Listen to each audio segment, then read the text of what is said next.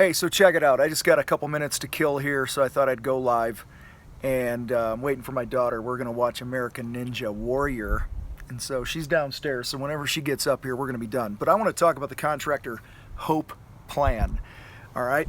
Because that's the strategy that most contractors have when they start their frickin' business. They just hope that things are going to work out, and it never does, okay? Rarely does, or if it does, it's much more painful than it needs to be. You know, most contractors, wing their business. Like they start their business with no plan, not enough money, and not any help, which is not a good recipe for success. Okay? And really, the results of this are this daily grind that takes the toll on the contractor and his family and his finances and all that other garbage. And that sort of a grind, makes about as much sense as waking up every day and slamming your nads in the door, okay? That's how much sense that makes, okay? Because after the first day, you'd go, this is probably not a good idea. All right, so listen, we use a 5-step plan in the Contractor Fight that is tried and true. It's helped guys get off the hamster wheel, make hundreds of thousands of dollars, and all that good stuff. And so I'm going to give you an overview right now of what those 5 things are. And you can learn more at thecontractorfight.com and on the Contractor Fight podcast, where we talk about all these things. But so here they are. The first thing, before your business can kick some serious ass, we have to deal with you. So you have to own your crap, okay? All progress starts with truth. And so if you want to have some truth in your business, you got to own your crap. Who do you want to be? What do you want to be known for? Where are you at now? What are the things that are holding you back? And don't give me this shit like, I'm just not organized. That's not owning your crap, okay? Owning your crap would be, I'm a total procrastinator. I'm a slob. I don't keep track of things because my root issue is I'm just lazy and I apparently don't want it enough. That's owning your crap. You have to get real with where you are with that stuff. The second thing you got to do, if you want to build a strong business, is to get oxygen. If you can't breathe, your business can't survive. And this is one of the reasons that so many contractor businesses struggle more than they need to and fail. It's because you don't have enough oxygen, you don't have enough air. And air to me is leads and money. Leads and money.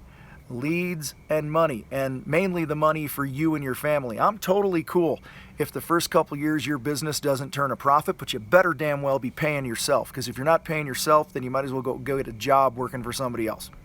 All right, but too many contractors do a shitty job of getting leads. They do a crappy job of paying themselves consistently. So whatever the job you do in your business right now, if you worked for somebody else, you better be paying yourself a salary equal or hopefully a lot more than that. All right, if you're out on your own. So you got to get oxygen. And everything starts with a lead, okay? So anyway, the third part that we talk about in the Contractor Fight, excuse me, is you've got to carry a light pack. You can see the mountains behind me, right? On my deck, those are the mountains. Pikes Peak is way over there. It's the really big one that you can't see right now. Listen, I would rather climb these mountains with 20 pounds on my back rather than 200 pounds on my back. So I want to encourage you, as you're building your business, to quit adding to your overhead. All right, if I'm going to climb one of these mountains, I'm only bringing what's necessary, the things that are going to help me along on the journey. I'm not going to bring a bunch of crap I don't need. And sadly, too many business owners, too many contractors struggle because they're not a student of the math of their business. They don't track, measure, evaluate, cut things. They get too emotionally attached to stuff. And the net result is that you don't travel light, you travel heavy. All right, so here's the golden rule of overhead. Your first response right out of the gate should be, we don't need it. Okay? Then upon further investigation, ask yourself the question, is it going to help me get to the top of the mountain or not? Because if it ain't, you don't need it. And chances are you don't need it. My business partner, the Contractor Sales Academy, is a multi-millionaire, and he runs his business out of a one-stall garage at his house. Okay, doesn't have a shop, doesn't have all the things that everyone thinks you need to have. All right. So anyway, Shit, I was doing 300 to 400 paint jobs a year out of a 12 by 12 room in my basement. We never had a shop, never owned a company van other than the vehicle that my partner and I drove. Not the same vehicle, but we each had our own vehicle. In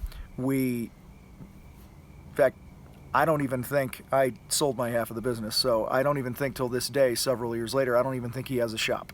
Okay, and he's doing hundreds and hundreds of jobs a year. So anyway, the next thing, you have to price and produce your work for a profit. Listen, doing things right costs more money. And I know you want to do things right because you're watching this 5, 6, 7 minute video, whatever it's going to end up being. So you got to raise your prices. And, you know, again, we talk about this all the time. You got the airplane and you got sales over here and you got production over here. And your plane doesn't fly with only one wing. Okay, you have to have both wings. And so not only do you sell the job at the right price, you have to produce the job so that it's profitable. So you got to sell at a high enough price and you have to produce it, or else, you know, nothing good's going to happen. All right, anyway, final thing that we talk about here, that's the opposite of the contractor hope plan, is once you are doing these other things, once you, owning your shit, owning your crap is a continual thing, okay? But once you own your crap, you're getting oxygen, you carry a light pack, you are pricing and producing for profit, then and only then should you consider scaling the business, and that's what we call multiplying Benjamins, okay? Why would we want to multiply stuff that's not working? All right, so hopefully this makes sense to you. You know, so many contractors think the answer to their problems is more jobs, you know, more people, a shop, an assistant, growing bigger, all this bullshit, and it's not. Okay, if you can't be profitable when you're small, you sure as hell ain't going to be able to do it when you're larger, because you're just going to grow your problems bigger. And the more you grow the business and the more you got to feed that beast now, the harder it's going to be to change. So don't scale. We don't want to scale. We don't want to multiply those Benjamins until they're profitable Benjamins. All right? So anyway, it's time to go. We're going to go watch American Ninja Warrior. I also want to invite you to head over to the Contractor Fight /Accelerate, ACCELERATE, and learn about some educational stuff we got coming up for homies like you. We'll see you guys next time on the Contractor Fight.